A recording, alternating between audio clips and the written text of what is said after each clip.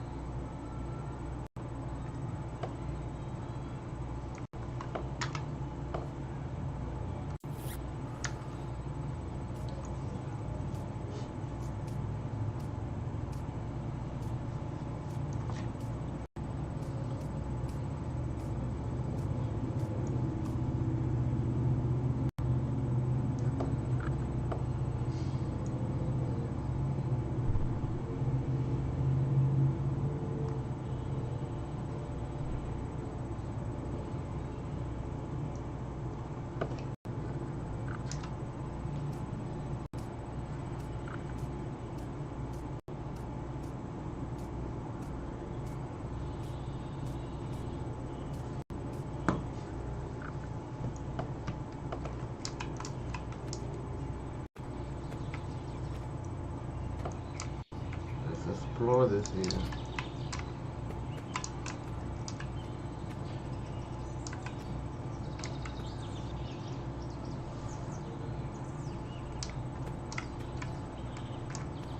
The first tattoo convention in the Metaverse in the world. This is history. This is history.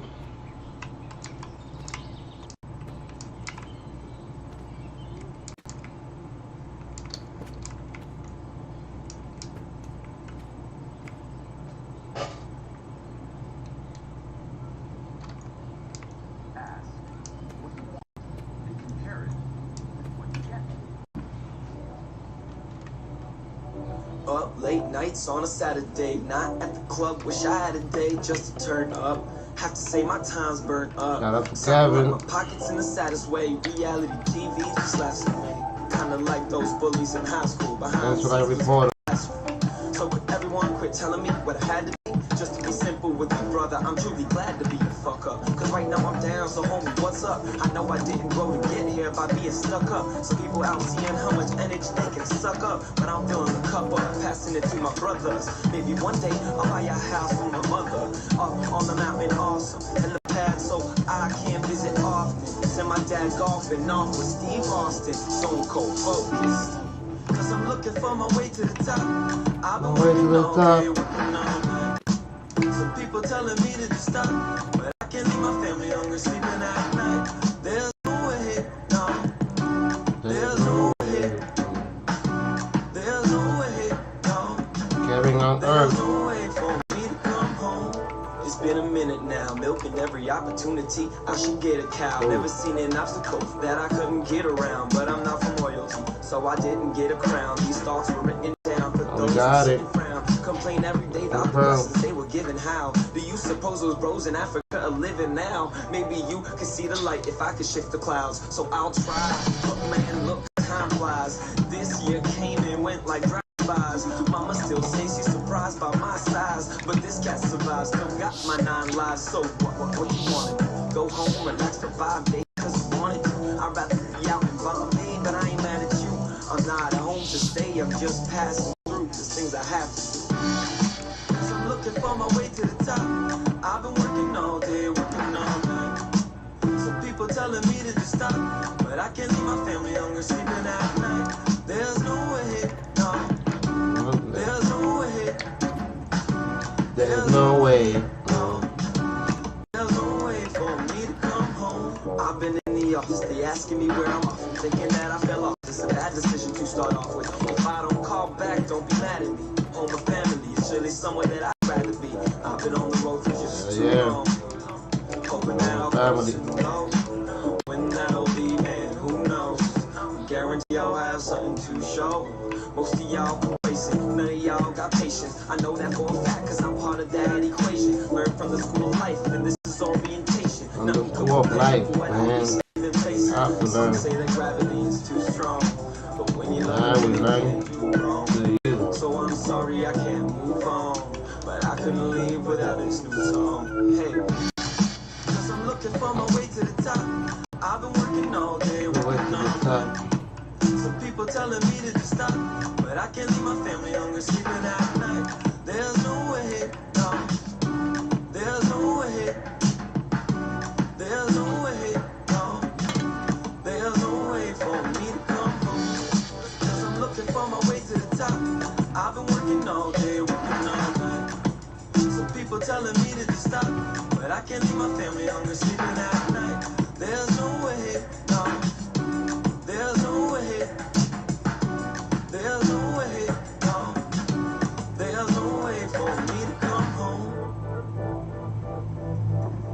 What's good? Let's go, Kevin. Love it. What you doing? Joe. Let's go. We got here. Look. I'm the king of the Central Land, man. I'm throwing money up. We have this here. Oh. Oh. Death is an illusion. Once you realize this, you live your life more courageously. Huh?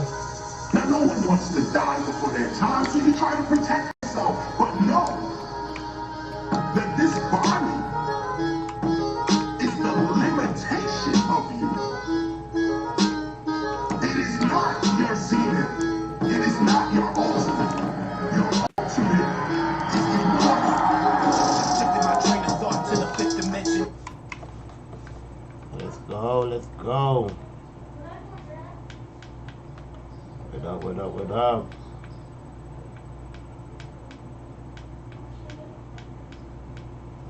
In the Metaverse, another day. Like another day in this Metaverse called life, man.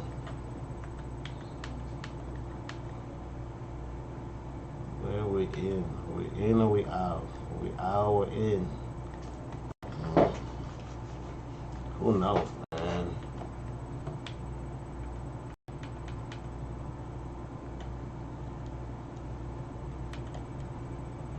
We in or we out? Are we out or we in? Are we in or we out? It's up to you to decide.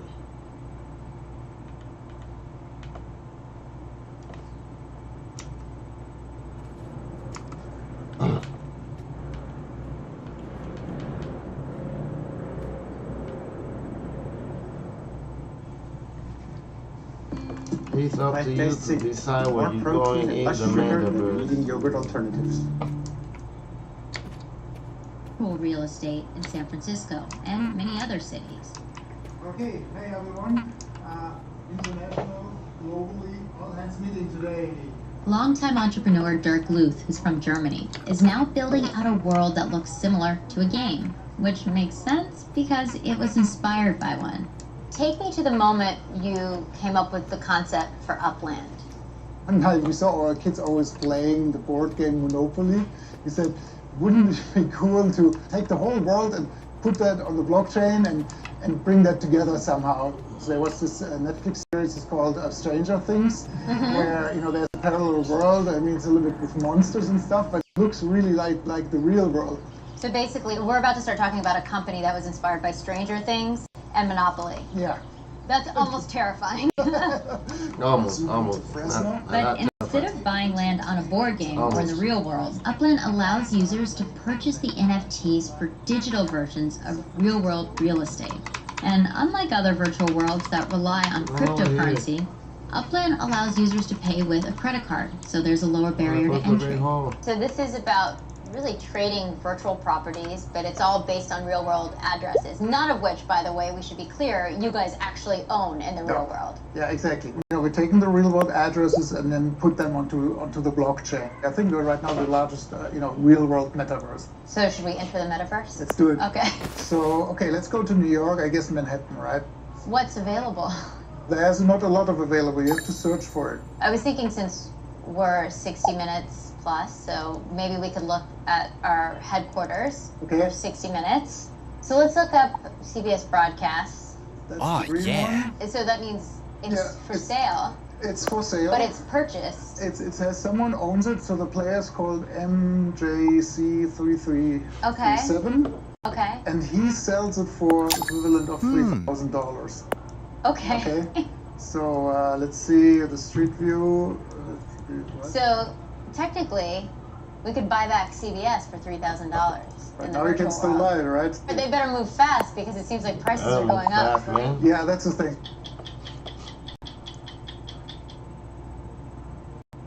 The metaverse is the next step in the internet's evolution.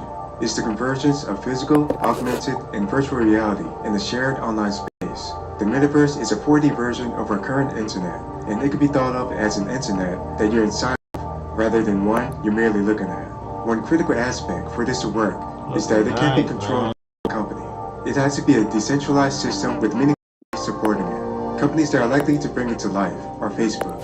According to Mark Zuckerberg, Facebook will likely transition from a social media company to a metaverse company within the next 5 to 10 years. Facebook already has a couple products that will bring us closer to the metaverse. Facebook Horizon lets you explore virtual worlds where you can connect with people across the world, participate in fun challenges, and even create your own virtual worlds. And Facebook Workrooms is a collaboration experience that lets people come together to work in the same virtual room, regardless of physical distance. Facebook has divisions that focus on products for communities, creators, commerce, virtual reality, and augmented reality. And those divisions will increasingly work on new initiatives to support the development of the metaverse. Facebook spends $5 billion annually on these initiatives. In the near future, Facebook will probably incentivize people to join metaverse communities and use related services to require its virtual reality and augmented reality headsets. And as those communities populate, Facebook may gradually add new features and value propositions to increase adoption rates. In addition to its popular Oculus virtual reality headsets, Facebook is also working on augmented reality headsets. To top it off, Facebook has patents for semiconductor and brain-to-machine computing interfaces. All of this indicates that Facebook is aiming to get a first-mover advantage when it comes to the hardware market within the metaverse, metaverse communities, and metaverse workplace solutions. Number 2, Epic Games. Epic Games is famous for various products such as Fortnite, Roblox, Unreal Engine, and MetaHumans. Fortnite and Roblox, in particular, have metaverse-like elements, like their own creator economies, and the ability to use a single avatar in multiple virtual worlds. Epic Games is currently working on developing a decentralized metaverse. This is largely based on the motivation by its CEO, Tim Sweeney, who has a justifiable concern that one company could end up having disproportionate control over the metaverse. A metaverse controlled by one company could lead to that company having excessive control over our lives and the ability to spy on many of our most private interactions. In April of 2021, Epic Games completed a $1 billion round of funding, which will allow the company to support future growth opportunities like the metaverse. When it comes to products, Epic Games developed Fortnite, which has a whopping 350 million users, and Fortnite has a creative mode that already feels like a pre-metaverse. In it, a player can load the avatar that is specific to them, and it can be used in all Fortnite-related experiences. At the end of April 2020, Fortnite hosted 5 different virtual concerts. Travis Scott appeared as an avatar in one of those concerts, and as many as 12 million players were in attendance. Roblox is another game developed by Epic Games, and it was worth close to $50 billion in the second quarter of 2021. In the fall of 2019, Roblox launched its developer marketplace, which allows developers to monetize not just their games, but also their assets, plugins, vehicles, 3D models, terrains, and other items those developers produce for those games. Epic Games' Unreal Engine could play a significant role in the world creation in the metaverse's earliest stages. A number of other companies are already leading the charge to create machine learning algorithms that can automatically generate virtual environments and assets to augment Unreal Engine's current asset generating capabilities.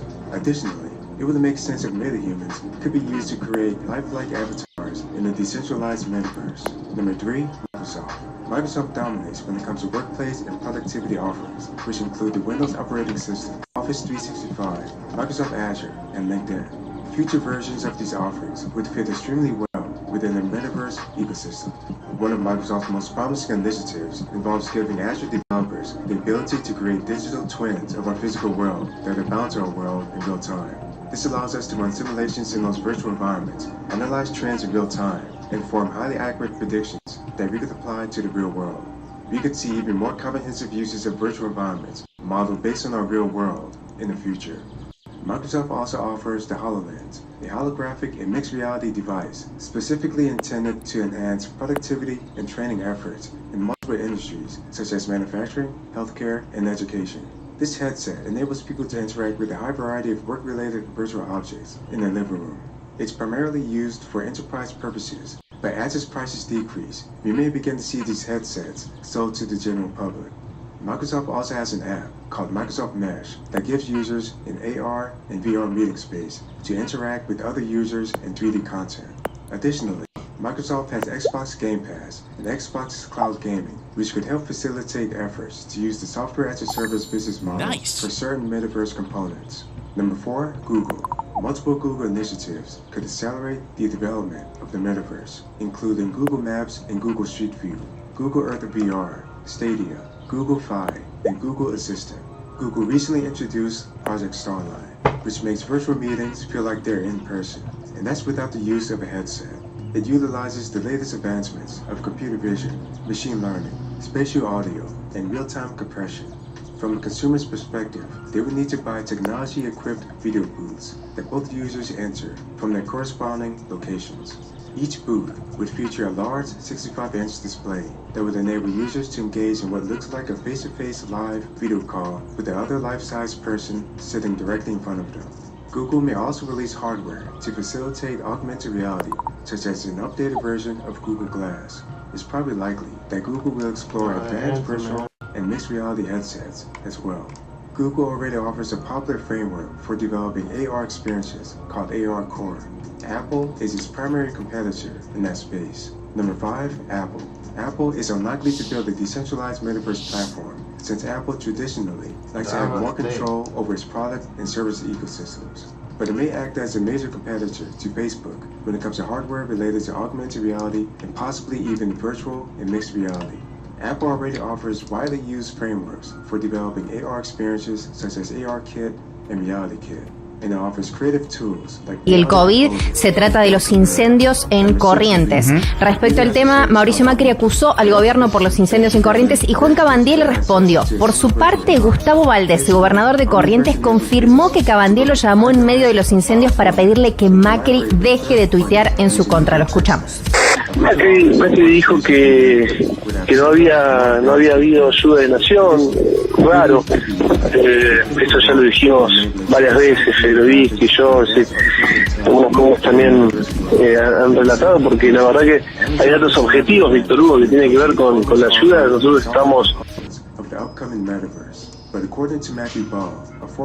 siempre en todos los fuegos, cada vez que la provincia lo solicite, incluso anticipándonos a los pedidos de las provincias. Es decir, tenemos un despliegue en todo el territorio nacional cada vez que esté requerido, y también lo hicimos así en Corrientes. Gustavo, cuénteme una cosa, ¿existió ese llamado telefónico de Cabandier donde le dijo llamalo a Macri para que pare de tuitear en mi contra? ¿Era lo que más le preocupaba? Mire, no sé cómo se pudo haber filtrado eso, pero bueno, en su momento se están preocupados por el posicionamiento político o qué es lo que diga cada uno. Yo puedo controlar mi cuenta de Twitter, no la cuenta de nadie. Claro. Nosotros tenemos que trabajar para sofocar el fuego en este momento, y lo demás seguramente después miraremos cómo ayudamos a los productores que necesitan, que lo han perdido todo, que hay desazón. Cabandier, que no se pronunció públicamente sobre la publicación de Macri, pero el presidente Alberto Fernández contestó las críticas durante la inauguración de un polideportivo en la localidad de Santa Clara del Mar y aseguró que se hizo todo lo que estuvo a nuestro alcance, dijo, para luchar contra los incendios. Sí, el presidente que remarcó eso, hicimos cosas pero no estuvimos tuiteando. Después se han subido otros a la polémica, el caso de Mario Negri, que dijo lo único que le faltó a Cabandier es acusar justamente a Valdés y a Macri de pirómanos. El gobierno que pone el foco justamente en los productores rurales que han dicho que ellos no inician los fuegos y que en realidad se prenden por cambio climático, pero que todo esto demuestra una inacción del gobierno. Se pasa la pelota en el medio. El protagonista del fin de semana es Santi Maratea, que juntó más de 100 millones de pesos para poder ayudar justamente a los bomberos que trabajan allí en el fuego en Corrientes. Casi $1 millón, ¿no? Al oficial, medio palo verde en el Blue. Todavía la plata está en la cuenta de Santiago y aclaraba que todavía están buscando justamente proveedores. Ha traído un ida y vuelta a esto que ya nos lo va a desarrollar Mel en el día de hoy. El gobierno dijo que no habrá reforma jubilatoria como resultado del acuerdo con el FMI, pero que revisarán los regímenes especiales de jueces y diplomáticos. Estaría bien que revisen todas las jubilaciones, ¿no? Digo, no solamente de los jueces, que quizás está bien. Ya en algún momento se había, ¿no? Plena pandemia se había hablado de revisar un poco esto. El presidente dice esto sí, pero aquello no. Hay hay dudas respecto de eso, de a quién hay que ajustarle y a quién no. Desde la oposición cargaron nuevamente con el tema de las jubilaciones y dicen, bueno, si se hubiese sostenido la ley jubilatoria que se aprobó durante la presidencia de Mauricio Macri, hoy ganarían más, estarían como 4 o 5 mil pesos por encima de lo que están cobrando con la nueva fórmula después de que estuviese frenada la movilidad buena parte del año de la pandemia, que se dieron sumas fijas, ¿no? Sumas fijas. Por otra parte, Sergio Massa rechazó haber recibido instrucciones para beneficiar a Báez y que de haber sabido lo habría denunciado. El presidente de la Cámara de Diputados declaró hoy lunes en calidad de testigo en el juicio en el que se investigan presuntas irregularidades en la asignación de fondos para la obra pública en la provincia de Santa Cruz. Y lo que dijo es que las partidas para estas obras incluidas en el presupuesto nacional fueron aprobadas por el Parlamento y rechazó haber recibido indicaciones sobre cómo asignar estos recursos al afirmar que de haber sabido así lo hubiera denunciado. Sí, nadie sabe nada, ¿Qué van a decir? ¿Qué van a decir? La defensa justamente de la actual vicepresidenta había pedido que se presentaran justamente los jefes de gabinete de esos periodos. Ya habían pasado otros, lo hizo el presidente Alberto Fernández durante la semana pasada. Faltaba Sergio Massa, que también obviamente fue jefe de gabinete de Cristina Kirchner, y completaba justamente su presentación en la causa por la obra pública, el jefe de la Cámara de Diputados. Por el lado del ministro de Desarrollo Productivo de la Nación, Matías Culfas, sostuvo que la inflación del 2022 será menor que la del 2021. Escuchemos. Sí, efectivamente estamos esperando y proyectando que este año la inflación sea menor a la del año 2022. Obviamente hay mucha gente con un arranque tan complicado lo ve difícil, pero estamos convencidos de que esto lo vamos a ir logrando y que sobre todo después, insisto, ¿no? De febrero a marzo va a empezar una senda mucho más clara de reducción de la inflación. Hablamos, sí, ahora de COVID. La subvariante BA.2 de Omicron es más contagiosa y estudian si podría ser más letal. El sublinaje ya representa el 21% de los nuevos contagios en el mundo y se está propagando muy rápido y podría causar una enfermedad más grave. Estas son las características biológicas de las variantes de esta nueva variante de Omicron, subvariante, la transmisibilidad, la patogenicidad y la resistencia a la inmunidad inducida por la vacuna y o los medicamentos antivirales, que son un problema de salud mundial urgente y se están estudiando. Bien, bueno, hay una nueva mutación justo cuando los casos empezarían a bajar justamente en Argentina. Las internaciones en terapia intensiva están más o menos al 40% de lo que supieron estar en el pico de esta última ola. Vladimir Putin reconoció la independencia de los separatistas de Ucrania y aumentan las posibilidades de una guerra en Europa. Estados Unidos habló con justamente el presidente ruso. El presidente ruso que dice que no hay chances, que de hecho él se estaría replegando. La inteligencia americana le hizo, esto no es así, nosotros tenemos confirmados que hay más tropas aún en la frontera. Una guerra que de sacudir a Europa va a tener efectos nocivos incluso para los argentinos. Y vos me decís, ¿qué? Pero si estamos tan lejos. Bueno, quizás no en lo bélico, pero sí en el impacto de algunas cosas, entre otras el precio de la energía. Recordemos que hay intereses, lo que tiene que ver con el petróleo en el área. Hay un acuerdo ahí de ucranianos y alemanes, ¿no? Digo, Alemania que trata de mediar. Francia e Italia ahora que se ofrecen también como posibles interlocutores para tratar de evitar justamente un conflicto bélico. Hablamos de deportes. Djokovic venció al italiano Musetti en el ATP de Dubái en su primer partido tras el escándalo de Australia, después de lo que pasó, que tanto tiempo llevó, después de esa división social generada en su entorno, Novak Djokovic regresó a la competición en el torneo de Dubái con una victoria contra el italiano, que es una de las esperanzas de futuro en el circuito. Fue por 6-3 y 6-3 en 1 hora y 14 minutos. Bien. 11 los minutos que pasan de las 6 de la tarde, la temperatura 26 grados 6, una máxima que estuvo en el día de hoy los 27 grados y va a seguir en ese orden, quizás levemente increyendo durante la semana lo que tiene que ver con temperaturas máximas. Después te desarrollamos el extendido para lo que tiene que ver con esta semana, cuando ya empezamos a pensar en fines de semana largos, carnavales, disfrutar este último tramo del verano al cual le queda un mes. Si en Delta te decimos que es carnaval, ¿qué tenés que hacer? Apretar el pomo. Yo tengo igual. Ahí tenemos pomo. No, yo tengo un pomo. Le quiero agregar agradecer a la gente de Paramount Plus. Mandó cosas infantiles, útiles y demás. Muy lindas. Pero todo tiene que ver con una serie que se llama Big Nate. En el medio hay esto que hace ruido a pedito. A ver. Amamos el pedito disparador. Ahí está. Lo que nos hacía falta. El disparador. Hasta las 8. Quédate con nosotros que no estamos al pedo. Escuchamos cosas que nos hacen pensar. El Disparador, lunes a viernes de 18 a 20. Con Maxi Sardi.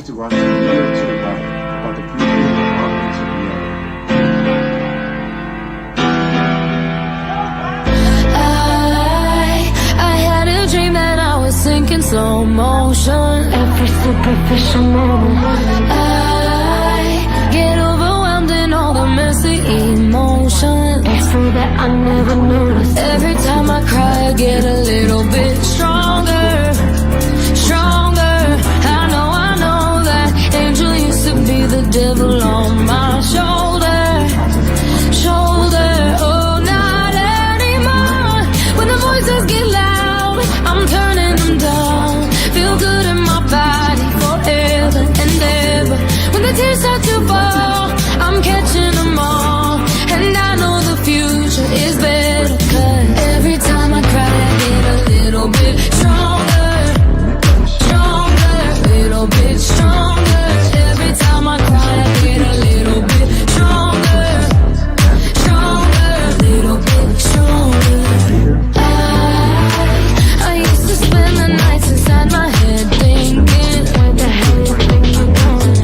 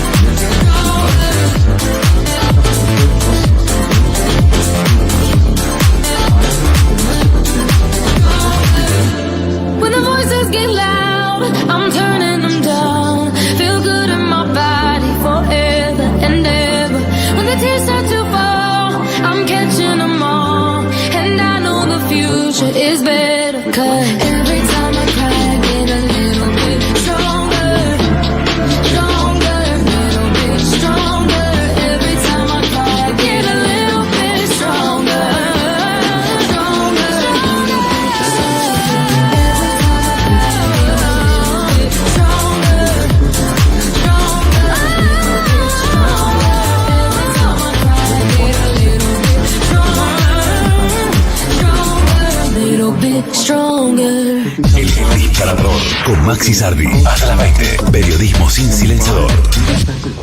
Muchos están preocupados por ver ahora qué es lo que hicimos en Corrientes frente a la tragedia que vivió Corrientes. Hicimos todo lo que estuvo a nuestro alcance todo el fin de semana. Y antes también estuve hablando con el gobernador. Y Corrientes llama la atención de toda la Argentina, obviamente. Acaba de vivir una tragedia Corrientes. Pero hemos puesto todas nuestras fuerzas para ayudar. Lo que es verdad es que no escribimos Twitter por eso. Lo que es verdad es que no hacemos... Number 6, artificial brain implants will restore lost memories. By 2030, it could become possible to replicate small areas of the brain with artificial brain implants in order to repair damage from Alzheimer's, strokes, or injuries. This also includes the restoration of lost memories. That's because these devices can mimic the electrochemical signals from regions like the hippocampus, which is involved in the consolidation of information from short-term to long-term memory. The device will work by effectively replacing damaged parts of the brain, predicting what those parts of the brain should do from microsecond to microsecond, and then allowing the transmission of brain signals between areas where there was once a gap. Through the 2030s and 40s, artificial brain implants will become increasingly more effective at replicating complex functions in the brain. Number 7, SpaceX's first crewed Mars mission will be successful. As early as 2024, SpaceX astronauts will launch into space and reach Mars by 2025. They will use the SpaceX Starship on a Super Heavy rocket to reach the planet. Additionally, they'll bring robots with them to perform activities like making basic materials and parts on Mars. After landing on Mars, the spacecraft will be loaded with methane-based rocket fuel that they could create on Mars to return to Earth. Number 8, the first version of the quantum internet could emerge. A quantum internet would use quantum signals instead of radio signals to send information. This type of internet would be primarily used to send data that can't be hacked or intercepted using conventional methods. In 2030, it may be possible to use a personal computer to transmit or access quantum encrypted information through a cloud-based quantum computer. The U.S. Department of Energy has already unveiled its blueprint for a national quantum internet, and we may see a prototype for it by 2030. Number 9, 1 billion human genomes will be sequenced. By as early as 2025, DNA testing will be so cheap, fast, and routinely accessible that over 1 billion human genomes will be sequenced around the world. That's about 1/8 of the world's population. The quantity of genomic data will reach the exabyte scale, around the same size as the video file content of the entire YouTube website. This massive amount of data will make it easier than ever before to use artificial intelligence to identify multiple disorders linked to specific genes, including cognitive disorders. Since 75% of a person's IQ is attributed to genetic differences, the identification and exploitation of these genes could play a huge role in creating super intelligent humans in the coming decades. Number 10, human brain simulations could become possible. By as early as 2025, the exponential growth of data and information technology could make it possible to form accurate models of every part of the human brain and its 1 billion neurons. Although it could be possible to scan and map a complete human brain down to the neuron level, analyzing the enormous volumes of data it contains and using that to fully understand its workings will take much longer. Nonetheless, this major milestone will lead to innovative approaches to resolve most types of brain-related ailments. It could even help us in areas such as non-biological brain augmentation, using brain-computer interfaces to control virtual objects, and the transferring of memories from humans to machines and machines to humans. Number 11, terabyte internet speeds will be commonplace. By 2030, 6G could replace 5G. Some experts estimate that it could be 100 times faster than 5G, which equates to 1 terabyte per second. At that speed, you could download 142 hours of Netflix movies in 1 second. 6G will also make it possible for cyberspace to support human thought and action in real time through virtual reality and brain-computer interface devices mounted on the human body. This would result in virtual reality experiences that feel and look just like real life. Additionally, the Internet of Things will have the potential to grow by further orders of magnitude. It wouldn't just connect billions of objects, it would connect trillions of objects. Number 12, smart grid technology will become widespread in the developed world. Smart grids will provide the following advantages. Smart grids allow energy to be transmitted in both directions through power lines. This means that homes and businesses can add surplus electricity into the system so that no energy goes to waste. Smart grids will be adaptable to the sporadic power output produced by solar and wind energy sources, which will make large-scale renewables more feasible. With a smart grid, if a broken transmission line causes a blackout, sensors instantly locate the damaged area while electricity is rerouted to the affected area. This will lead to fewer noticeable blackouts in the future. In the coming decades, smart grids will expand to even larger scales. Entire regions and countries will begin merging the grids together. Number 13, foldable electronics could become commonplace. By the mid-2020s, printed electronics could explode into the mainstream, creating a new generation of ultra-thin electronics. By 2030, they would have such low fabrication costs that they'll be commonplace in countless everyday business and consumer applications, meaning previously bulky or heavy devices could be folded, stored, or carried as easily as sheets of paper. This includes flexible TV displays that could be rolled or hung like posters. Foldable smartphones and foldable e-books could also become widespread. Number 14, open source 3D printed clothing will be near zero cost. 3D printing will become a mainstream consumer technology and produce items of clothing for just a few cents. By as early as 2024, 3D printing will be over 30 times faster than it was in 2014. Millions of open source designs will be available to download. Sweatshops in developing countries could decline as a result, with the low-paid factory jobs being made obsolete. Number 15, 100 terabyte hard drives will become mainstream. By 2026, 50 terabyte consumer-level hard drives will be on sale. And by 2030, consumer PC users will have access to 100 terabyte hard drives. This will become possible due to an innovative technique known as heat-assisted magnetic recording, which will allow data to be written to much smaller spaces. Additionally, hard drives will begin using multiple actuators at a time, which will multiply reading and writing speeds of storage data. These hard drives will help us store 8K and 16K resolution videos. Additionally, they'll help us run apps and store files that involve technologies like virtual reality, augmented reality, advanced video editing, artificial intelligence, and more. Number 16, hypersonic missiles will be commonly used in major militaries. When launched, cruise missiles typically reach 500 to 600 miles per hour. However, hypersonic missiles are capable of exceeding Mach 5, which is 7 times faster than normal missiles and 5 times the speed of sound. And since they're so fast, they're difficult if not impossible to deflect with conventional defensive systems. Number 17, carbon sequestration will be commonly used in many nations. Following years of research and development, various new approaches will be utilized for trapping and removing carbon dioxide from the air. One method of carbon sequestration is the deployment of artificial trees. These artificial trees can capture carbon dioxide through a filtering system thousands of times more efficiently than real trees. They come in various shapes and can be placed throughout large cities, on the side of freeways, and other polluted areas where they can have the most positive impact.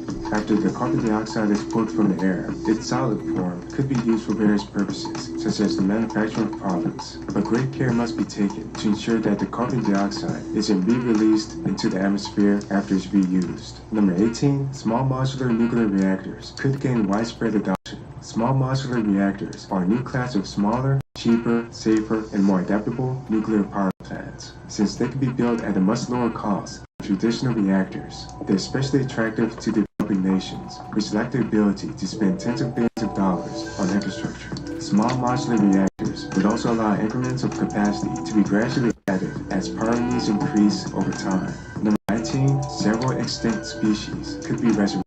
By 2030, several extinct species could be restored, such as the woolly mammoth, the dodo bird, and the saber-toothed tiger. There are 3 different approaches to restore extinct animals and plants. Cloning involves extracting from preserved tissue to create an exact modern copy. Selective breeding is where a closely related modern species is given characteristics of the extinct relative. And genetic engineering is where DNA of a modern species is edited until it closely matches the extinct species. Decades from now, the restoration of extinct species could become a vital part of restoring the Earth's biosphere.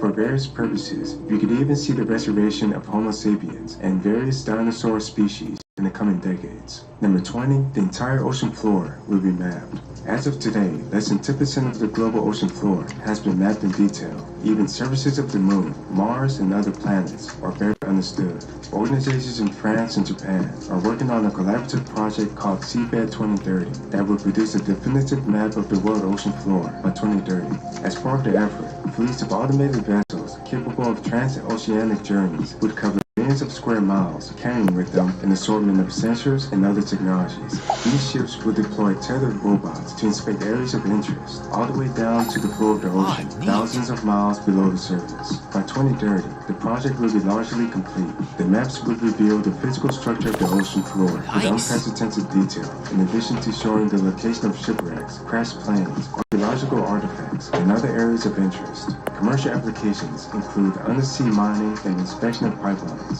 Thanks for watching. Make sure to watch the video to the right about technologies in the year 2040. This cult could come back at any time. This is my family. I will not let you take me away from them.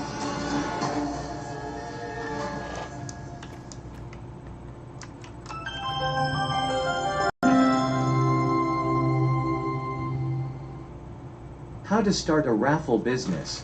This video is designed to help you determine if your raffle business idea is feasible. To identify questions and problems you will face in converting your idea into reality. And to prepare for starting your raffle business. The video features all the essential aspects you must consider before you start your raffle business. This will allow you to predict problems before they happen and keep you from losing your shirt on dog business ideas. At the end of the video there are 3 valuable free gifts waiting for you.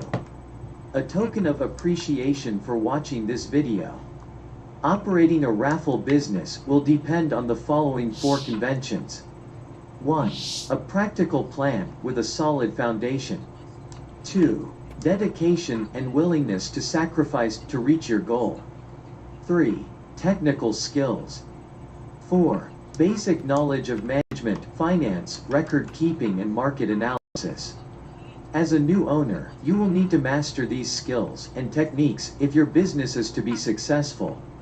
Identify your reasons. As a first and often overlooked step, ask yourself why you want to own your own business. Check the reasons that apply to you. 1. Freedom from the 9-to-5 daily work routine. 2. Being your own boss. 3. Doing what you want when you want to do it. 4. Improving your standard of living. 5. Boredom with your present job. 6. Having a product or service for which you feel there is a demand. Some reasons are better than others, none are wrong. However, be aware that there are trade-offs. For example, you can escape the 9-to-5 daily routine, but you may replace it with a 6 a.m. to 8 p.m. routine. Preliminary analysis, major flaws. A yes response to questions such as the following would indicate that your business idea has little chance for success. 1. Are there any causes, such as restrictions, monopolies, shortages, that make any of the required factors of operation unavailable, such as unreasonable cost or scarce skills? 2. Are capital requirements for entry or continuing operations excessive? 3. Is adequate financing hard to obtain? 4. Are there factors that prevent effective marketing? A self-analysis. Starting a business requires certain personal characteristics. This portion of the video deals with you, the individual. This next group of questions, though brief, is vitally important to the success of your plan. It covers the physical, emotional, and financial strains you will encounter in starting a new business. Are you aware that running your own business may require working 12 to 16 hours a day, 6 days a week, and maybe even Sundays and holidays? Do you have the physical stamina to handle the workload and schedule? Do you have the emotional strength to withstand the strain? Are you prepared, if needed, to temporarily lower your standard of living until your business is firmly established? Is your family prepared to go along with the strains they too must bear? Are you prepared to lose your savings in case your plan fails? Finding a niche. Small businesses range in size from a manufacturer with many employees and millions of dollars in equipment to the lone window washer with a bucket and a sponge. Obviously, the knowledge and skills required for these two extremes are far apart, but for success they have one thing in common. Each has found a business niche and is filling it. The most critical problems you will face in your early planning will be to find your niche and determine the feasibility of your idea. Get into the right business at the right time is very good advice, but following that advice may be difficult. Many entrepreneurs plunge into a business venture so blinded by the dream that they fail to thoroughly evaluate its potential. Is your business idea feasible? Before you invest time, effort, and money, the following exercise will help you separate sound ideas from those bearing a high potential for failure. Identify and briefly describe the business you plan to start. Identify the product or service you plan to sell. Answering yes to any of the following 3 questions means you are on the right track. A negative answer to all of them means the road ahead could be rough. 1. Does your product or service satisfy an unfilled need? 2. Will your product or service serve an existing market in which demand exceeds supply? 3. Will your product or service be competitive based on its quality, selection, price, or location? Market analysis. For a small business to be successful, the owner must know the market. To learn the market, you must analyze it, a process that takes time and effort. You don't have to be a trained statistician to analyze the marketplace, nor does the analysis have to be costly. Analyzing the market as a way to gather facts about potential customers and to determine the demand,